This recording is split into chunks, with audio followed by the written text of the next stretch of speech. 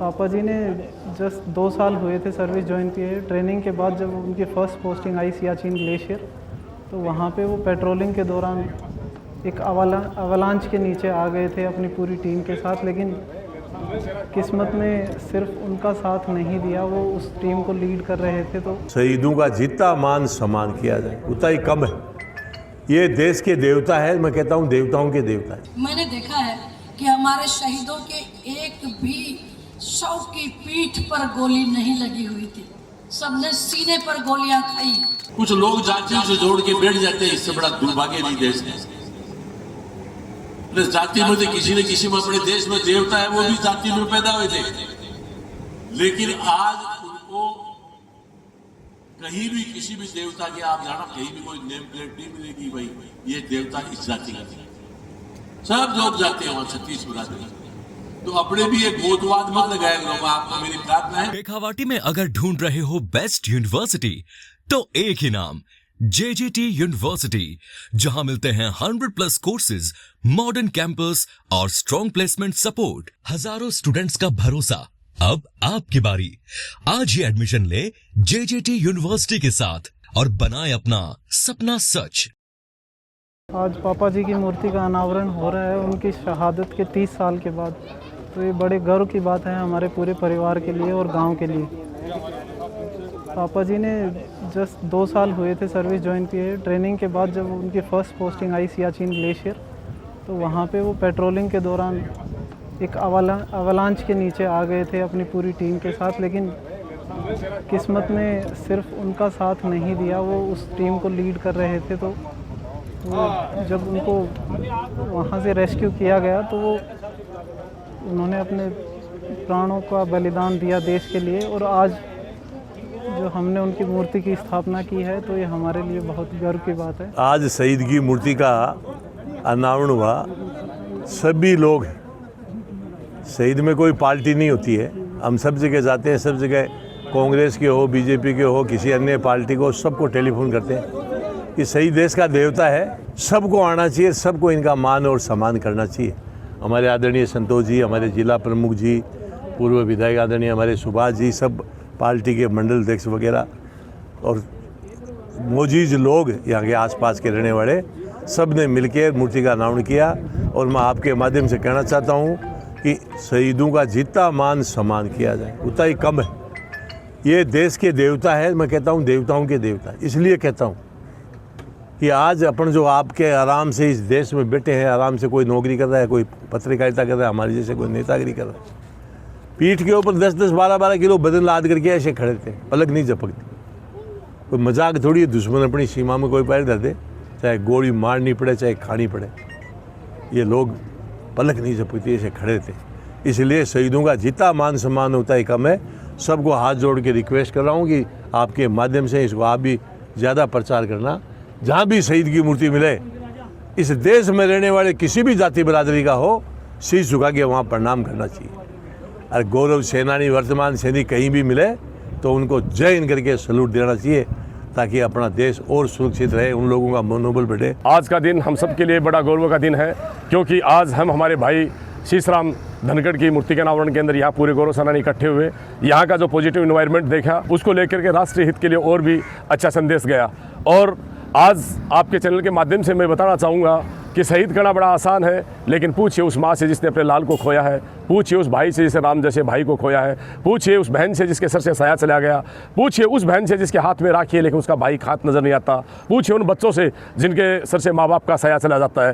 तो जो भी सुन रहे हैं उनसे मेरा ये आह्वान है कि प्लीज़ जब भी आप शहीद की मूर्ति के पास से गुजरें तो एक बार नतमस्तक हो और अपने आप को उसके लिए कुछ देश हित के लिए, मतलब कुछ भावना के लिए पॉजिटिव सोच के साथ सोचें। जो जवान इसको सुन रहे हैं उनसे मैं ये आह्वान करना चाहूँगा कि राष्ट्रीय हित के लिए हमेशा सर्वोपरि रहें, अपने दिमाग में पॉजिटिव सोच को रखें।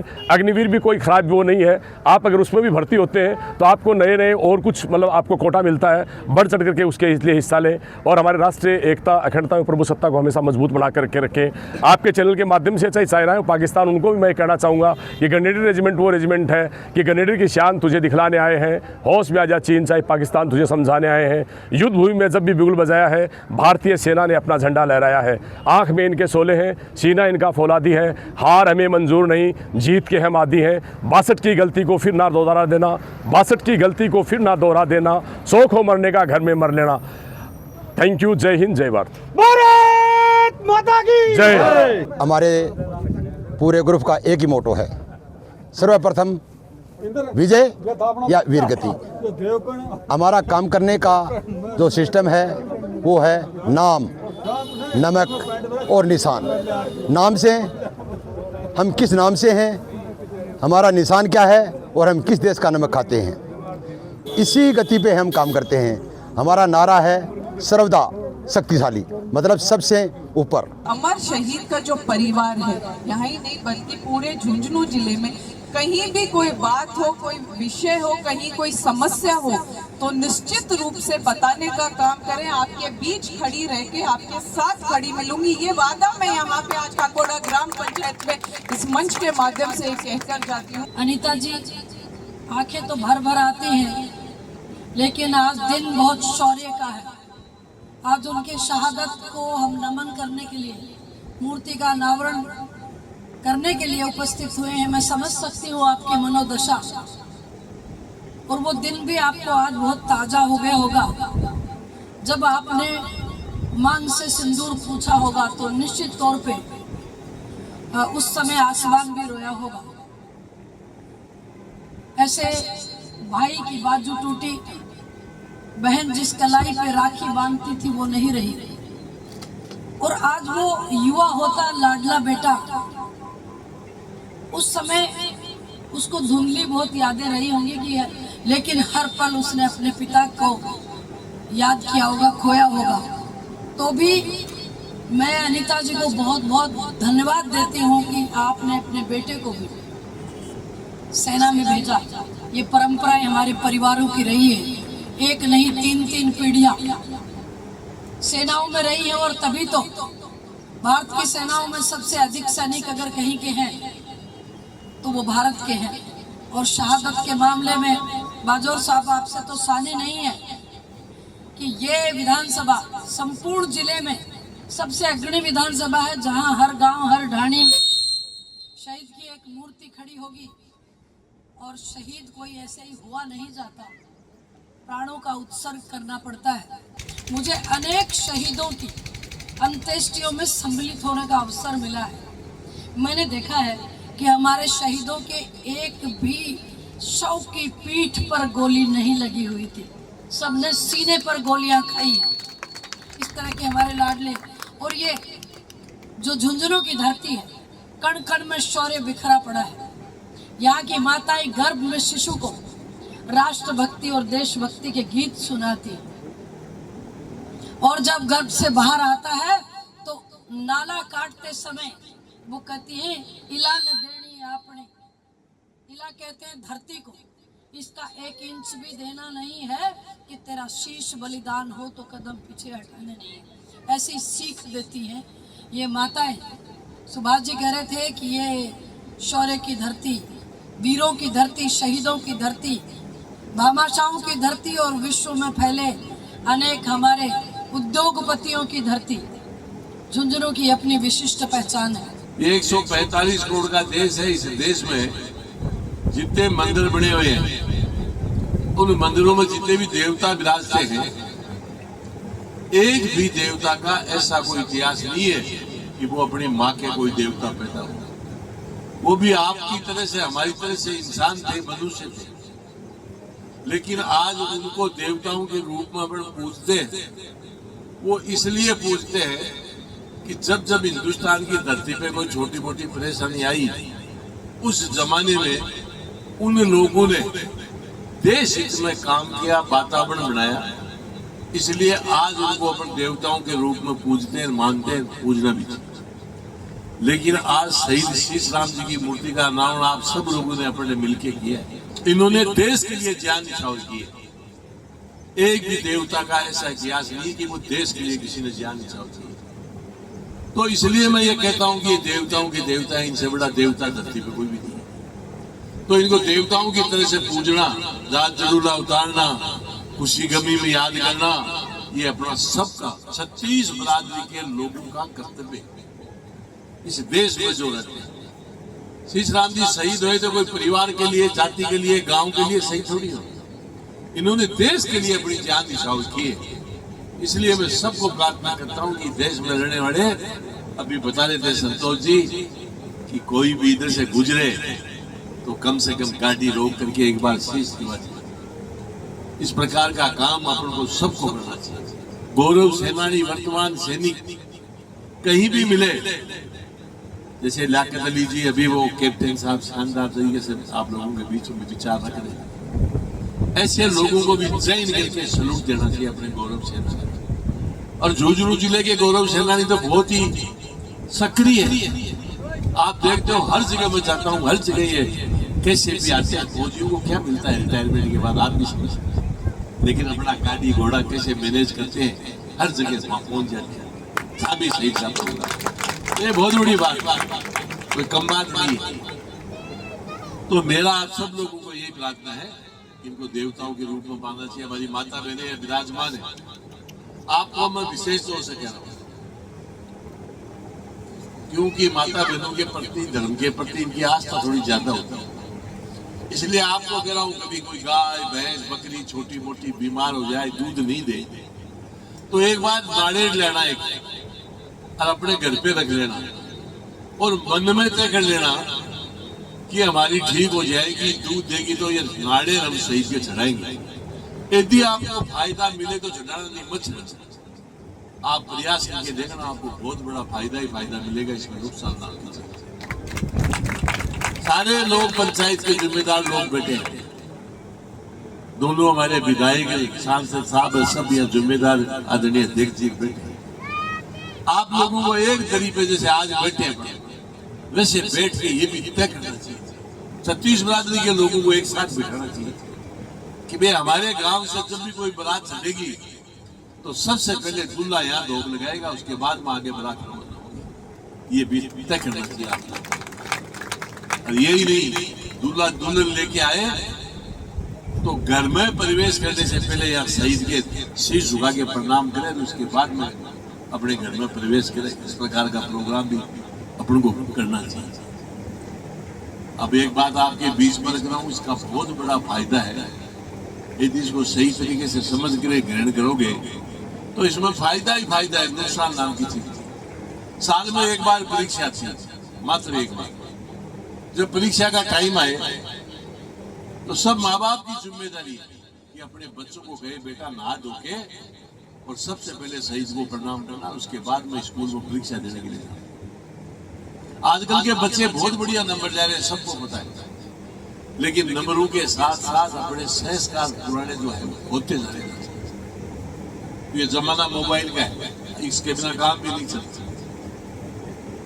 जो बच्चा शहीद के धोग लगाएगा उसका अंदर से ये हृदय परिवर्तन होगा, और जिस बच्चे का हृदय परिवर्तन होगा उसका ऑटोमेटिक माइंड वाश होगा, और जिस बच्चे का माइंड वाश होगा उस टाइम पे पेपर देगा, परीक्षा लिखेगा, तो मैं आपको मंच के माध्यम से कह रहा हूँ 65 वाले के 95%। और नंबर ही नहीं, जो धोग लगाएगा उसको अच्छे संस्कार भी मिलेंगे।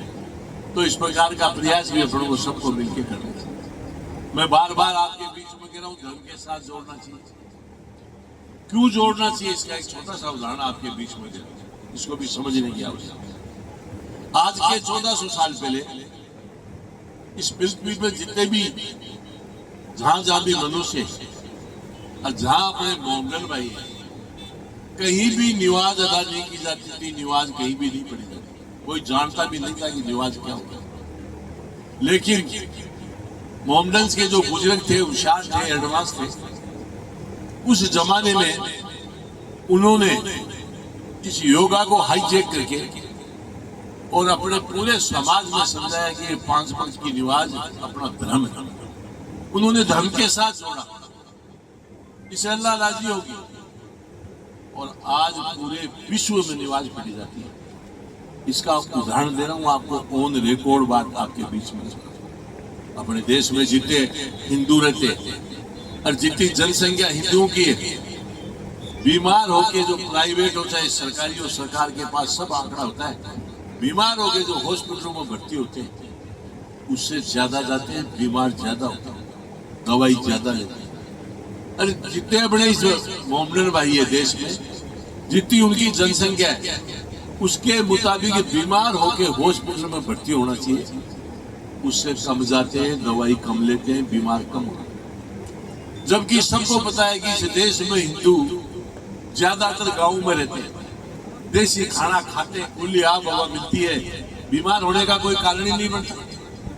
और अपने मोमडन भाई जो ज्यादातर इस देश में शहरों में रहते हैं, कंजेस्टेड एरिया होता है, खड़ा नहीं रह सकता आदमी, खाना खाते हैं, वो मुझे बताने की जरूरत नहीं, सबको पता है क्या खाते हैं। तो कायदा तो कहता है कि उनको बीमार ज्यादा होना चाहिए, लेकिन ये जस्ट उल्टा हो रहा है। इसका कोई बहुत बड़ा कारण नहीं, छोटा सा कारण है, इसको समझने की आवश्यकता है। एक रामदेव बाबा का आस्था चैनल आता है, आपने देखा है तो बहुत बढ़िया, नहीं एक बार मेरे कहने से जरूर देखते। उसके अंदर योगा बताते हैं, योगा सिखाते हैं। एक अपने जो मोमडन भाई है, कई बार इनका टाइम टेबल फिक्स होता है, अपने घर में भी अपने पास में कोई काम से आए हुए हैं और निवाज का टाइम हो गया तो वहीं तौलिया बिछा के अपनी निवाज अदा करेंगे। दुनियादारी बाद में, पहले निवाज क्यों धर्म के साथ जुड़ा हुआ। तो मेरा कहने का मतलब ये है कि मोमडन भाई को निवाज अदा करने वाले को एक बार आपको बारीकी से देखना चाहिए, कैसे कैसे। अरे एक रामदेव बाबा का आस्था चैनल आता है, उसमें योगा बताते हैं, आसन बताते हैं, उसको बारीकी से देखना चाहिए। सेम एक ही चीज है, कोई अंतर नहीं है, कोई निवाज है, कोई योगा है, कोई आसन। तो जो व्यक्ति दिन में 5 बार निवाज के माध्यम से आसन कर लेगा, पसीना निकाल लेगा, वो क्यों हॉस्पिटल में जाएगा, क्यों दवाई लेने की आवश्यकता पड़ेगी। मैं कहता हूं इस मंच के माध्यम से कि भगवान जिसकी 100 साल उम्र लिख दे, और यदि वो योगा नहीं करेगा, पसीना नहीं निकालेगा तो 80 साल में रहेगा। और जिसकी 80 साल उम्र लिख दे, यदि वो एक बार भी 24 घंटे में पसीना निकाल लेगा किसी न किसी रूप में, तो 100 साल पहले नहीं जाएगा, न डॉक्टरों के पास जाने की जरूरत, न दवाई लेने की आवश्यकता। तो इसलिए मैं आप सब लोगों को प्रार्थना करना कि उन्होंने धर्म के साथ जोड़ा, इसलिए आज अपने मोमडन भाई के समाज में पूरे सब लोगों को लाभ मिल रहा है। जब तक इन शहीदों को अपने धर्म के साथ नहीं जोड़ेंगे, जब तक इस देश का भी भला नहीं हो सकता और आपका हमारा भी भला नहीं हो सकता। इसलिए मैं सबको प्रार्थना करता हूँ कि इनको धर्म के साथ जोड़ना, जात जुलूला उतारना, खुशी गमी में याद करना। और शहीद आज जितने भी अपने देश में देवता है, पत्थर ही तो पत्थर की मूर्तियां तो लगी हुई है, उनको क्यों पूजते हैं और वो क्यों आशीर्वाद देते हैं अपने को? वो इसलिए देते हैं कि वो पत्थर की मूर्ति हो, लेकिन उसकी प्राण प्रतिष्ठा जब अपन करते हैं, पूजा पाठ करवाते हैं, तो उनमें जान डाल दी जाती है, वो आशीर्वाद देते रहते हैं। शहीद तो वैसे ही मैं आपको बता दूं जिंदा है, अमर है, ये जब तक ये देश धरती रहेगा, जब तक ये लोगों को आशीर्वाद देते रहेंगे। लेकिन इनकी भी प्राण प्रतिष्ठा करा के, बड़े पूजा करा के मूर्ति लगा दी, तो इनसे बड़ा देवता धरती पे हो ही नहीं सकता। इसलिए मैं सबको प्रार्थना करता हूँ, इनको देवताओं के रूप में मानना, पूजना, जात जुलूला उतारना अपना सबका कर्तव्य, अपना धर्म बनता है, दायित्व है। और 36 बरादरी के लोगों की जिम्मेदारी है। कुछ लोग जातियों से जोड़ के बैठ जाते हैं, इससे बड़ा दुर्भाग्य नहीं देश है। जाति में किसी न किसी में अपने देश में देवता है, वो भी जाति में पैदा हुए थे, लेकिन आज उनको कहीं भी किसी भी देवता के आप जाना, कहीं भी कोई नेम प्लेट नहीं मिलेगी भाई ये देवता इस जाति का। सब लोग जाते हैं वहां 36 बरादरी। तो अपने भी एक गोतवाद मत लगाया करो, आपको मेरी प्रार्थना है, बाकी लगाओ तो मेरे कोई तकलीफ नहीं है। उनको छोटा कर देते हो। इसलिए शहीद शीशराम इतना ही बहुत है, उसमें सब 36 बरादरी के लोग आएंगे, आशीर्वाद लेंगे। ये इस प्रकार का प्रोग्राम अपन को करना चाहिए। शहीद की मूर्ति कहीं भी लगी हुई हो, यदि अपना उधर से गुजरना हो तो वहां शीश झुका के प्रणाम करना चाहिए। गौरव सेनानी, वर्तमान सैनिक कहीं भी मिले तो उनको जय करके सलूट देना चाहिए।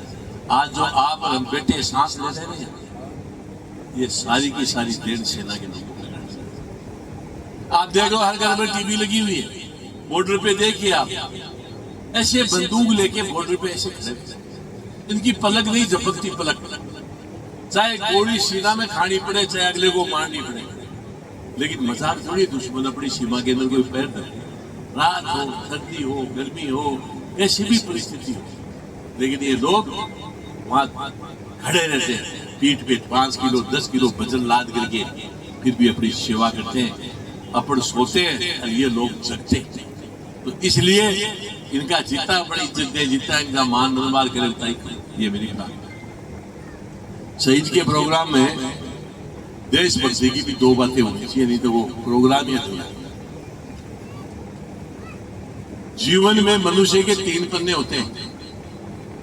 पहला पन्ना वो होता है कि मनुष्य जब धरती पे पैदा होता है तो उस पन्ने पे ऑटोमेटिक लिखा जाता है कि भाई आज इस तारीख को वो पैदा हुआ, लड़का लड़की नाम तो बाद में लड़ा। एक होता है आखिरी पन्ना। आखिरी पन्ना वो होता है कि पैदा होने के बाद जब उनका स्वर्गवास हो जाता है तो उस आखिरी पन्ने पे ऑटोमेटिक अंकित हो जाता है कि आज उनका स्वर्गवास हो गया। एक होता है बीच का पन्ना।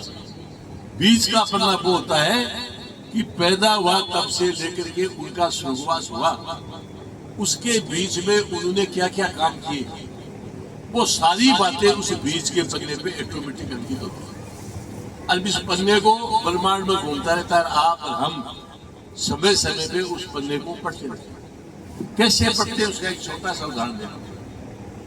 गांव में कोई बूढ़ा बुजुर्ग चला गया, अपन दाह संस्कार में जाते हैं, दाढ़ी बांध के बैठ जाते हैं, 5 इधर 2 इधर 10 इधर, दाह संस्कार होता रहता है। जब वो दाह संस्कार होता रहता है, वो दाढ़ी बांध के जो बैठते हैं, वो धीरे धीरे वहां बैठे बैठे चर्चा करते हैं आपसे। अरे बहुत भला आदमी था, न्याय करता था, लोगों की मदद करता था, कि उनके जो कर्म लिखे हुए ना पन्ने पे उसी को बैठे बैठे पढ़ते। और हर गांव के एक आधा उठाईरा भी मिल जाएगा, उसका काम एक ही है कि लोगों को थाने में तहसील में सबको कहाँ कभी कहाँ उल्टा काम करता है, लोगों को परेशानी देता है, दुख देता है लोगों को। ऐसा आदमी का जब स्वर्गवास होता है तो जगह दाढ़ी बांध बेटे जगह धीरे धीरे चर्चा करता है। अरे बहुत बढ़िया चलेगी, सत्यानाश आई सारा गांव में दुखी रहा। तो मेरी बात का है कि ये मनुष्य जीवन बहुत मुश्किल से मिलता है। आप यदि किसी की मदद करें इससे बढ़िया कोई काम ही नहीं, और यदि मदद भी नहीं करें तो कम से कम किसी का बुरा नहीं करना चाहिए। और ये बीच का पन्ना जो मैंने आपको बताया, शहीद शीश राम जी ने उस बीच के पन्ने पे अपना नाम अंकित करवाया, शहीद शीश राम। ये जब तक धरती आसमान रहेगा, जहां भी है, कोई पल्ले हो जाए तो मैं कह नहीं सकता। बाकी आपको बता दूं, ये हमेशा आशीर्वाद देंगे, अमर रहेंगे, जिंदे रहेंगे, लोगों को आशीर्वाद देते रहेंगे। उन्होंने उस पन्ने पे लिखा है शहीद शीश राम। चाहे सरकार कांग्रेस की हो, बीजेपी की हो, चाहे और कोई अन्य पार्टी की हो, जब भी उन पन्नों को पलटोगे तो शहीद शीश राम जी का नाम उसमें अंकित मिलेगा। इसलिए हर व्यक्ति को कोशिश करनी चाहिए कि मेरा बेटे का, मेरी बेटी का, मेरा नाम, मेरे परिवार का नाम भी बीच के पन्ने पे। बीच के पन्ने पे कोई जरूरी नहीं है कि आप शहीद हो जब भी लिखा जाता है। बीच के पन्ने पे ऐसे लोगों के नाम भी लिखे जाते हैं जो कोई IAS बन गया, IPS बन गया, हाई कोर्ट सुप्रीम कोर्ट जज बन गया, तो बड़ी बड़ी पोस्टों पे जाते हैं, उनके नाम भी बीच के पन्ने पे अंकित